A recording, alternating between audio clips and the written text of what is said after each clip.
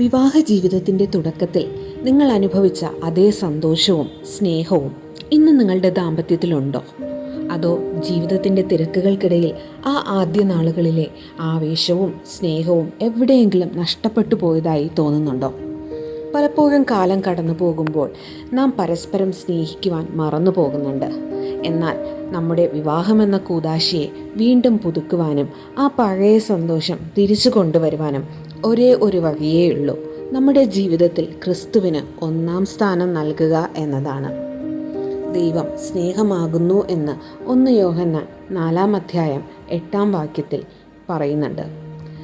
നാം പരസ്പരം സ്നേഹിക്കുവാൻ പഠിക്കുന്നത് ക്രിസ്തു നമ്മെ സ്നേഹിച്ചതുപോലെയാണ്. ജീവിതത്തിൽ പ്രശ്നങ്ങൾ വരുമ്പോൾ, ആശയക്കുഴപ്പങ്ങൾ ഉണ്ടാകുമ്പോൾ അഹങ്കാരത്തിന് പകരം ക്രിസ്തുവിൻ്റെ വിനയവും ക്ഷമയും കാണിക്കുവാൻ നമുക്ക് കഴിയണം. ക്രിസ്തുവിനെ നമ്മുടെ കുടുംബത്തിൻ്റെ നാഥനായി സ്വീകരിക്കുമ്പോൾ അവിടെ ശാന്തതയും സമാധാനവും ഉണ്ടാകും. വചനം വായിക്കുമ്പോഴും പ്രാർത്ഥനയിൽ ഒത്തുചേരുമ്പോഴും നിങ്ങൾ ചെയ്യുന്നത് മറ്റൊന്നുമല്ല, സാക്ഷാൽ ക്രിസ്തുവിനെ നിങ്ങളുടെ കുടുംബത്തിലേക്ക് ക്ഷണിക്കുകയാണ്. ജീവിതത്തിൽ നാം പലപ്പോഴും ക്ഷമിക്കുവാൻ വൈകിപ്പോകാറുണ്ട്. എന്നാൽ കുരിശിൽ വെച്ച് തന്നോട് തെറ്റ് ചെയ്തവരെ പോലും ക്ഷമിച്ച ക്രിസ്തുവിനെ ഓർക്കുമ്പോൾ നമ്മുടെ ചെറിയ തെറ്റിദ്ധാരണകൾ പോലും എത്ര ചെറുതായിരുന്നു എന്ന് നമുക്ക് ബോധ്യപ്പെടും.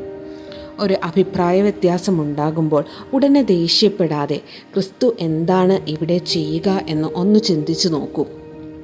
ആ ഒരു നിമിഷത്തെ ചിന്ത മതി നമ്മുടെ ബന്ധത്തിലെ വിള്ളലുകൾ ഇല്ലാതാക്കുവാൻ.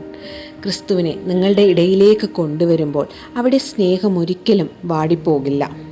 പ്രിയ സുഹൃത്തുക്കളെ, ഒരു കാര്യം ഓർക്കുക: നിങ്ങളുടെ ദാമ്പത്യത്തിൽ ക്രിസ്തുവിന് ഒന്നാം സ്ഥാനം നൽകുമ്പോൾ ആദ്യ നാളുകളിൽ നിങ്ങൾ അനുഭവിച്ച ആ സ്നേഹവും സന്തോഷവും നിങ്ങളുടെ ജീവിതകാലം മുഴുവനും നിറഞ്ഞു നിൽക്കും.